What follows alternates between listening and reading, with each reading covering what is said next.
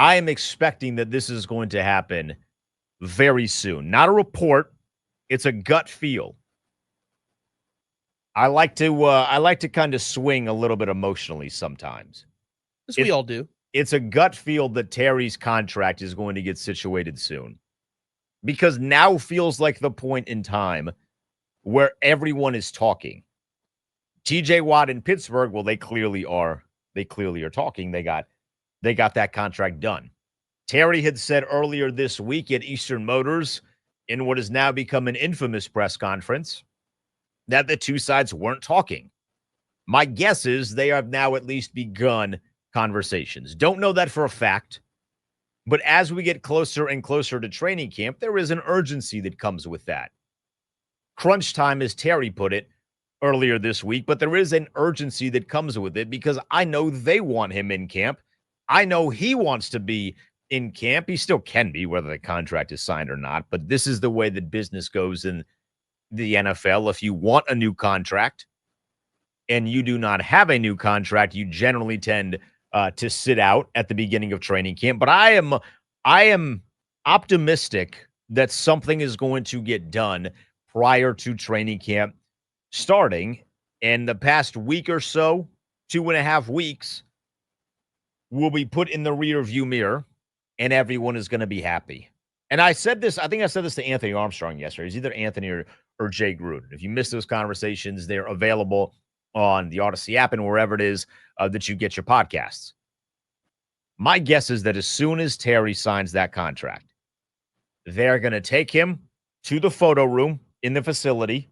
Nice backdrop. I don't know that it'll be the Metro backdrop that they used for the photo shoots when they unveiled the new uniforms. Well, the new old uniforms. But my guess is as soon as they sign Terry, you are going to see him in that burgundy and gold uniform that we have all grown to very much love. For some of you, you grew up loving that uniform. For others of us, it's just nice to have it back. But my guess is as soon as pen hits paper, that Terry McLaurin is going to be laced up in that new burgundy and gold, the real burgundy and gold. That picture is going to hit like crack. It is going to, my soul desperately needs that picture. I mean, maybe he's going to follow suit with what we have seen from now multiple NFL players, not just this offseason, Max, but within the past couple of days and weeks. Maybe he breaks his own news. I will say, so TJ Watt broke his news. He posted on Instagram. It was himself in a jersey. He was flexing. I would assume he had just sacked somebody on the field, right? So he posted on Instagram yesterday when he signed that contract. I then saw Terry McLaurin post a story. Oh, my heart rate spiked a little bit. I was like, yes, here we go. Something. Every time that from now until this contract gets signed, I don't spend a lot of time on Instagram. I've actually deleted it off my phone because I scroll it too much. Look at me being healthy and all. But every time I see a Terry McLaurin post on Instagram now, whether it just be a regular post or a story, my expectations as we get closer to training camp are going to be that he is breaking his own news. We have a wonderful amount of beat reporters in town, but it just seems to be the new wave that NFL players are on where they like to break their own news, taking the information in their story into their own hands. I like that, actually. I think they've done a really good job with that. But every time I now see a Terry McLaurin post, this is where my brain goes. Yeah, same. I clicked expecting to see something of note, and I guess it kind of was. Terry and Tress Way are in a fishing competition. You know what? That is what it was. It was Terry and Tress, which is, that is positive. Yeah, absolutely. Because Tress Way is on the team, right? And like they have a history together. Obviously, they played together for a while. My understanding, I don't know if this is 100% correct, but my understanding is that prior to Jaden Daniels coming here, Terry McLaurin was the favorite player for many, if not all, of Tress Way's children. Because I think I distinctly remember a video a couple of years ago on social media where they like met for the first time, and Tress's kids do what all kids do when they meet someone they really admire, which is they just completely like shrink. Yeah, that's just what kids do. I did that when I was younger. I'm sure you did that when you were younger. It's just Absolutely. a natural thing. But it is nice to see those two hanging out. That's positive. It's better than negative. I'll take anything that's better than negative right now, at least as it relates to the Terry McLaurin contract situation. I'm still confident. I'm still confident that something is going to get done. Now, this TJ Watt contract, that's a big contract. Yeah, so I was when the news broke yesterday, I was like 123 over 4. That's a lot. And then I did the math and I saw $41 million. 123 over 3 years. He is the highest paid non-quarterback in NFL history. Good for him, man. I mean, great for him. I don't think that actually impacts anything about Terry other than the fact of laying to rest our favorite topic of would you trade Terry for TJ Watt, which if I remember, the response seemed to be rather split on that discussion, at least in terms of some of the fans that were calling in. I would have taken TJ Watt, but I don't know that TJ Watt, I don't know that I consider him as the best defensive end or the best pass rusher in the league. He's getting paid like it because he's in that class. Like there's very much a tier system with these NFL contracts, which is why the timing for the Terry thing hasn't rubbed me too much the wrong way. He's not in that tier of guys that reset the market. He's not. There's like 3 guys, I think, that can reset the market. A.J. Brown might be the next one if Philadelphia wants to do another extension with him. It feels like they've already done at least 2 since they traded for him. So I don't know that there's another one of those in the cards. But Terry is not in that upper echelon top tier of receivers with like your Jamar Chases, your Justin Jeffersons. I don't believe the Tyreek Hill is there anymore, but like your A.J. Browns, CeeDee Lambs. So you knew that they being Washington, was never going to reset the market with Terry. And because you're not going to reset the market, that does give the team a little bit more leverage because you don't have to rush it as much. If you plan on resetting the market, like if Pittsburgh signed TJ Watt before Myles Garrett, they would have saved $2 million per year because all you had to do was match or top Max Crosby's number. And if you time that right, maybe you save $4 million, you just give him $37 million.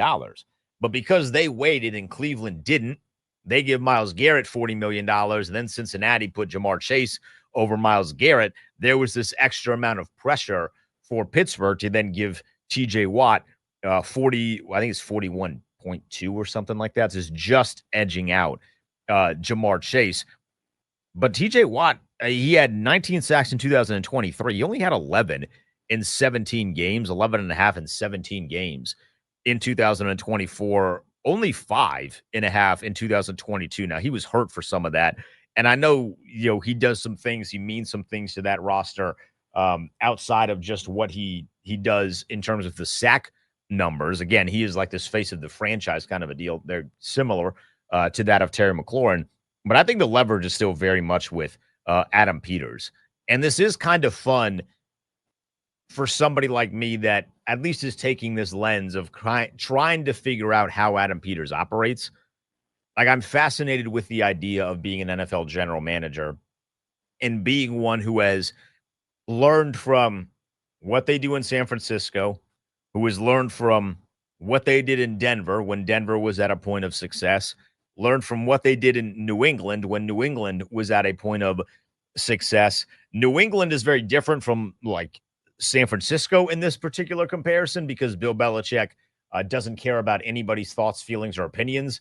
He will cut anybody. It doesn't matter. I remember distinctly he was cutting Lawyer Malloy, who was like one of the best safeties in the league during their early Super Bowl runs, and he just did it like it was nothing. I don't think Adam Peters is going to be that reckless, so to speak, or that cold-hearted. But San Francisco always had this tendency to wait. They were never first out of the gate when it came to paying guys, but they always paid their guys. So that's one of the main reasons I feel pretty good about this. The waiting game sucks because you want this deal to be done as soon as possible. It would have been great if Terry was a full participant in mini camps, but San Francisco always pays their guys. So I'm not too worried about the timing thing. I do just want it to be done as soon as training camp begins, because once you start to miss training camp, and my guess is that Terry would hold out, not hold in, just based off of how minicamp went. Listening back to some of the press conference stuff, he made it seem like he had to leave. He didn't have to. That was a conversation with him and his representations, and that was the decision that they came to. But it wasn't like I have to leave. It was I'm deciding to leave because I feel like leaving would benefit me in terms of what I'm trying to achieve here. Once you start missing days of training camp, then you'll see a little bit of movement in the panic meter. Not a lot, but a little bit. If you don't get something done by the end of training camp, then that thing is going to be skyrocketed and all over the place. But it is important to remind everyone they have done this before here with Sam Cosmi last offseason. This whole Adam Peters regime was very, very new to us here. And Sam Cosmi was a really, really good player, still is a really good player. Not quite viewed in the same lens as Terry McLaurin, although it was very clear that Sam Cosmi was on a trajectory to be very, very good and, solidifying that right guard position. But they paid him in September. Sam did all of the training camp last year, all of the mini camp. He didn't have a fifth-year option. We started to think, if I remember correctly, and maybe take some calls on being concerned that Sam Cosmi would be Brandon Sheriff 2.0, where you get into this franchise tag thing, and then after a year or two with a franchise tag, you're just both sides are so upset at one another that they go their separate ways. Sam didn't do that. He signed his contract in September. He's going to be here for the long term, right? I would prefer they sign Terry before September, but we do have that one data point of knowing that they are going to pay their guys. They kept Bobby Wagner this offseason, didn't have to. They kept him. They kept Zach Ertz this offseason, didn't have to. They kept him. Those are two guys that the coaching staff, the front office has been very, very vocal about being commanders, right? How many times have we heard that over the last year and change about we want commanders and the people that match the culture and the energy that we expect to bring? Terry is that guy. That's one of the things. Like, I don't think that this front office is a bunch of hypocrites. I do not. So because they have preached about being a commander and Terry is that prototypical commander, I am still confident that a deal ultimately gets done. It's just a question of what the numbers are going to look like. Does he get over $30 million? Does he get more than $30 million? How many years are it? What are the guarantees? This is going to be Terry's last big contract. Second extension rather, but third contract in the NFL. Most great NFL players, you might get, if you're a truly elite of the elite, you might get a fourth big contract, but that's for quarterbacks only. Most players get 3 really big contracts, so I don't fault him for trying to squeeze as much out of it as possible, especially when you consider that this organization has the cap space to be able to handle the kind of money that Terry is asking for.